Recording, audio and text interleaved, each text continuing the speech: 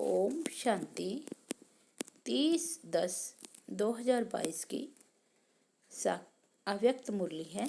Revise course है 21 नवंबर 1992। मुरली का heading है कर्मों की गुह्य गति के ज्ञाता बनो। आज सर्व खजानों के देने वाले बाप सर्व बच्चों के जमा का खाता देख रहे थे। खजाने तो सर्व बच्चों को अकुठ मिले हैं और सर्व को एक द्वारा सर्व खजाने मिले हैं। एक खजाना नहीं लेकिन अनेक खजाने प्राप्त हुए हैं। फिर भी जमा का खाता हर एक का अलग अलग है।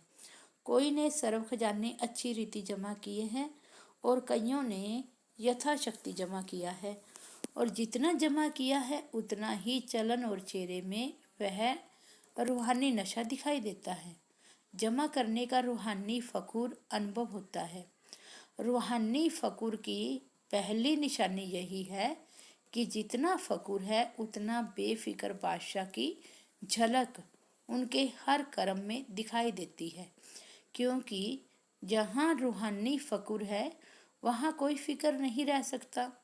यह फकूर और फिक्र दोनों एक समय एक साथ नहीं रह सकते।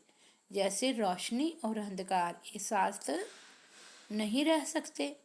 बेफिक्र बादशाह की विशेषता वह सदा प्रसन्न चित्त की बजाय प्रसन्न चित्त रहते हैं। हर कर्म में, सबके संबंध में व सर्व के संबंध में व प्रकृति के भी संबंध में किसी भी समय किसी भी बात में संकल्प मात्र भी क्वेश्चन मार्क नहीं होगा कि यह ऐसा क्यों व यह क्या हो रहा है। ऐसा भी होता है क्या? प्रसन्नचित्त आत्मा के संकल्प में हर कर्म को करते, देखते, सुनते, सोचते यही रहता है कि जो हो रहा है वह मेरे लिए अच्छा है और सदा अच्छा ही होना है।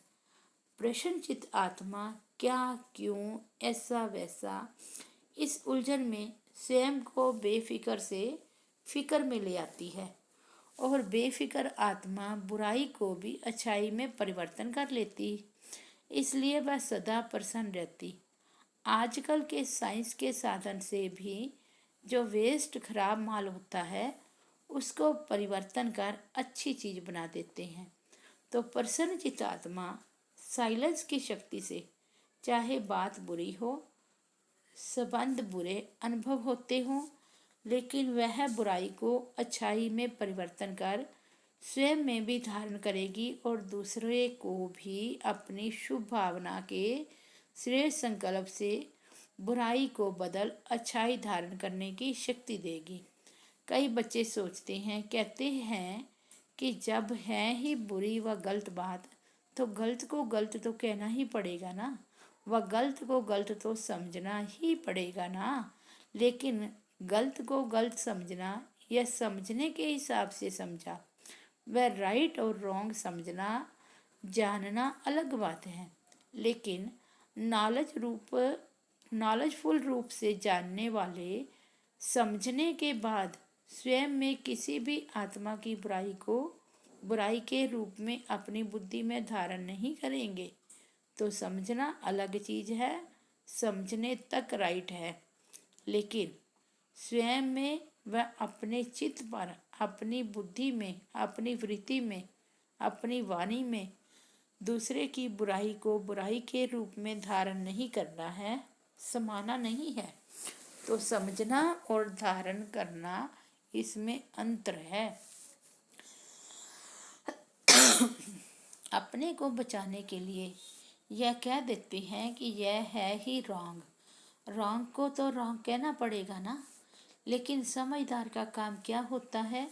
समझदार अगर समझता है कि यह बुरी चीज है तो क्या बुरी समझते हुए अपने पास जमा करेगा? अपने पास अच्छी रीति संभाल कर रखेगा? छोड़ देगा ना। यह जमा करना ही समझदारी है। यह समझदारी है। और सोचो, अगर बुरी बात व बुरी चलन को स्वयं में धारण कर लिया तो क्या आपकी बुद्धि, वृत्ति, वाणी सदा संपूर्ण स्वच्छ मानी जाएगी? अगर जरा भी कोई डिफेक्ट व दाग रह जाता है, किचड़ा रह जाता है, तो डिफेक्ट वाला कभी परफेक्ट नहीं कहला सकता, प्रसन्न चित्त नहीं रह सकता। अगर कोई की बुराई चित्त पर है तो उसका चित्त सदा प्रसन्न चित्त नहीं रह सकता, और चित्त पर धारण की हुई बातें वाणी में जरूर आएगी। चाहे एक के आगे अर्पण करे, चाहे अनेक के आगे वर्णन करे, चाहे एक के आगे वर्णन करे, चाहे अनेक के आगे वर्णन करे, लेकिन कर्मों की गति का गुह्य रहस्य सदा सामने रखो। अगर किसी की भी बुराई व गलत बात चित्त पर रखने के साथ वर्णन करते हो तो वह व्यर्थ वर्णन ऐसे ही है जैसे कोई गुंबज में आवाज करता है तो वह अपना ही आवाज और ही बड़े रूप में बदल अपने पास ही आता है। गुंबज में आवाज करके देखा है तो अगर किसी की बुराई करने के, गलत को गलत फैलाने के संस्कार हैं जिस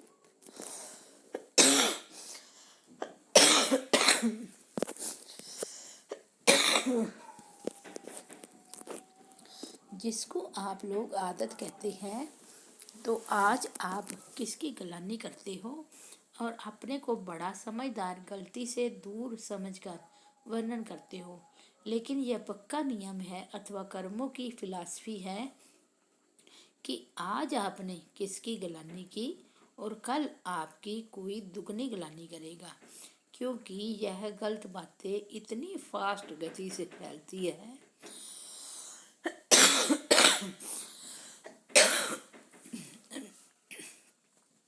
जैसे कोई विशेष बीमारी के जर्म्स बहुत जल्दी फैलते हैं, और फैलते हुए जर्म्स जिसकी गलानी की वहाँ तक पहुँचते जरूर हैं। आपने एक गलानी की होगी और वह आपको गलत सिद्ध करने के लिए आपकी 10 गलानी करेगा, तो रिजल्ट क्या हुई, कर्मों की गति क्या हुई, लौट कर कहाँ आई। अगर आपको शुभ भावना है उस आत्मा को ठीक करने की, तो गलत बात शुभ भावना के स्वरूप में विशेष निमित्त स्थान पर रख दे सकती है। फैलाना रॉन्ग है। कई कहते हैं हमने किसको कहा नहीं, लेकिन वो कह रहे थे तो मैंने भी हाँ में हाँ कर दिया, बोला नहीं। आपके भक्ति मार्ग के शास्त्रों में भी वर्णन है कि बुरा काम किया नहीं, लेकिन देखा भी, साथ भी दिया तो वह पाप है। हाँ में हाँ मिलाना यह भी कर्मों की गति के प्रमाण पाप के भागी बनना है।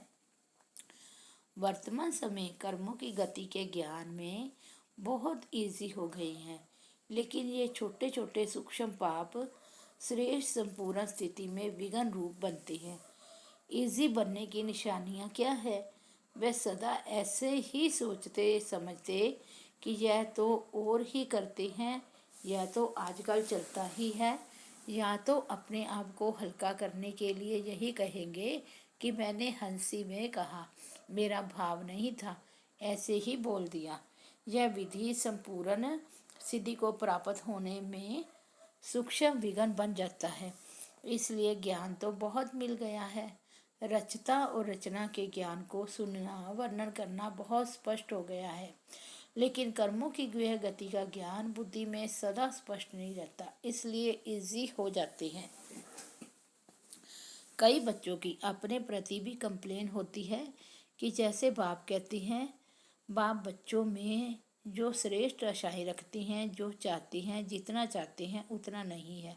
इसका कारण क्या है, यह अति सूक्ष्म व्यर्थ कर्म बुद्धि को, मन को ऊंचा अनुभव करने नहीं देते। योग लगाने बैठते हैं लेकिन काफ़ी समय युद्ध में चला जाता है, व्यर्थ को मिटाए समर्थ बनने में समय चला जाता है। इसलिए क्या करना चाहिए, जितना ऊंचा बनते हैं तो ऊंचाई में अटेंशन भी ऊंचा रखना पड़ता है। ब्राह्मण जीवन की मौज में रहना है। मौज में रहने का अर्थ यह नहीं कि जो आया वह किया, मस्त रहा। यह अल्पकाल के सुख की मौज व अल्पकाल के स्पंद संपर्क की मौज सदा काल की प्रसन्न चित्त स्थिति से भिन्न है। इसी को मौज नहीं समझना। जो आया वह बोला, जो आया वह किया। हम तो मौज में रहते हैं। अल्पकाल के मनमौजी नहीं बनो, सदा काल की रूहानी मौज में रहो। यही यथार्थ ब्राह्मण जीवन है। मौज में भी रहो और कर्मों की गति के ज्ञाता भी रहो। तब ही जो चाहते हो, जैसे चाहते हो वैसे अनुभव करते रहेंगे। समझा? कर्मों की गुह्य गति के ज्ञाता बनो, फिर खजानों के जमा के रिजल्ट सुनाएंगे। अच्छा, चारों ओर के फिक्र से फारिग बेफिक्र बादशाह आत्माओं को, सदा प्रसन्नचित्त विशेष आत्माओं को, सदा स्वयं प्रति और सर्व आत्माओं प्रति श्रेष्ठ परिवर्तन शक्ति को कर्म में लाने वाले कर्म योगी आत्माओं को, सदा रचता रचना के ज्ञाता और कर्म फिलॉसफी के भी ज्ञाता, ऐसे ज्ञान स्वरूप आत्माओं को बाप दादा का याद प्यार और नमस्ते। दादियों से के साथ मुलाकात। वर्तमान समय किस बात की आवश्यकता है? कर्मों की गुह्य गति का ज्ञान मर्ज हो गया है, इसलिए अलबेलापन है। पुरुषार्थी भी हैं, लेकिन पुरुषार्थ में अलबेलापन आ जाता है, इसलिए अभी इसकी आवश्यकता है। बाप दादा सभी की रिजल्ट को देखती है। जो चल रहा है वो अच्छा है, लेकिन अभी अच्छे से अच्छा बनना ही है। बिजी रहना पड़ता है ना। ज़्यादा समय बिजी किस में रहना पड़ता है? किस बात में ज़्यादा समय देना पड़ता है? चाहे आप लोगों की अपनी स्थिति न्यारी और प्यारी है, लेकिन समय तो देना पड़ता है। तो यही समय पावरफुल शक्तिशाली लाइट हाउस माइट हाउस बन वाइब्रेशन फैलाने में चाहे तो क्या हो जाएगा? संगठित रूप में यही वातावरण हो और कोई वाइब्रेशन विषम में या प्रकृति तक पहुंचेगा। अभी तो सभी लोग इंतजार कर रहे हैं कि कब हमारे रचता व मास्टर रचना संपन्न या संपूर्ण बन हम लोगों से अपनी स्वागत कराते। प्रकृति भी तो स्वागत करेगी ना, तो वह सफलता की माला से स्वागत करे। वो दिन आना ही है जब सफलता के बाजे बजेंगे, तब प्रत्यक्षता के बाजे बजेंगे। बजने तो है ही ना। अच्छा, दादी चंद्रमणि जी सेवा पर जाने की छुट्टी ले रही है। ऑलराउंडर बनना ही श्रेष्ठ सेवा है। अच्छा है, चक्कर लगाते रहो। चक्कर लगाने का पाठ बच्चों का ही है। बाप तो अव्यक्त रूप में लगा सकते हैं, साकार रूप में भी चक्कर लगाने का पाठ बाप का नहीं रहा, बच्चों का ही था। अच्छा, अव्यक्त बाप दादा की पर्सनल मुलाकात। विजयी माला में आने के लिए तीव्र पुरुषार्थी बनो। सदा तीव्र पुरुषार्थी आत्माएं हैं, ऐसे अनुभव करते हो। जब ब्राह्मण बने तो पुरुषार्थी तो हैं ही। तीव्र पुरुषार्थी हैं, वह सिर्फ पुरुषार्थी हैं। सुनने और सुनाने वाले को पुरुषार्थी कहेंगे या तीव्र पुरुषार्थी कहेंगे? सुनना और सुनाना, उसके बाद क्या होता है? तीव्र पुरुषार्थी किसको कहेंगे? सुनने वाले को या बनने वाले को? जो माला का 16,108वां नंबर है वह भी सुनता है और सुनाता तो है ही, नहीं तो माला में कैसे आएगा? लेकिन 108 की माला में कौन आएंगे? 108 की माला का नाम है विजयी माला। 16,000 वाली माला का नाम विजयी माला नहीं है। तो सुनना और सुनाना यह मेजॉरिटी करते हैं, लेकिन सुना और बना इसको कहा जाता है तीव्र पुरुषार्थी। तीव्र पुरुषार्थी 108 है और पुरुषार्थी 16,108 है। तो अपने आप को चेक करो कि तीव्र पुरुषार्थी हैं या पुरुषार्थी हैं। जो हैं जैसा है वह मेजॉरिटी अपने आप को जान सकते हैं। कोई थोड़े ऐसे हैं जो अपने को नहीं भी जानते हैं, रॉन्ग को राइट समझकर भी चलने जाते हैं। रॉन्ग को राइट समझकर भी चलते जाते हैं। मेजॉरिटी अपने मन में अपने आप को सत्य जानते हैं कि मैं कौन हूँ। इसलिए सदा अपने को देखो, दूसरे को नहीं। अपने पुरुषार्थ को चेक करो और तीव्र पुरुषार्थ में चेंज करो, नहीं तो फाइनल समय आने पर चेंज नहीं कर सकेंगे। उस समय पढ़ाई का समय समाप्त होने पर इम्तिहान के समय पढ़ाई का चांस नहीं मिलता। अगर कोई स्टूडेंट समझे एक प्रश्न का उत्तर नहीं आता है किताब से पढ़कर उत्तर दे दे तो राइट होगा या रॉन्ग होगा, तो उस समय अपने को चेंज नहीं कर सकेंगे। जो है जैसे है वैसे ही प्रलब्ध प्राप्त कर लेंगे। लेकिन अभी चांस है, अभी टू लेट का बोर्ड नहीं लगा है, लेट का लगा है। लेट हो गए लेकिन टू लेट नहीं, इसलिए फिर भी मार्जिन है। कई स्टूडेंट 6 मास में भी पास विद ऑनर हो जाते हैं अगर सही पुरुषार्थ करते हैं तो, लेकिन समय समाप्त होने के बाद कुछ नहीं कर सकते। बाप भी रहम करना चाहे तो भी नहीं कर सकते। चलो यह अच्छा है, इसको मार्क्स दे दो, यह बाप कर सकता है, इसलिए अभी से चेक करो और चेंज करो। अलबेलापन छोड़ दो, ठीक है चल रही हैं पहुंच जाएंगे, यह अलबेलापन है। अलबेले को इस समय तो मौज लगती है।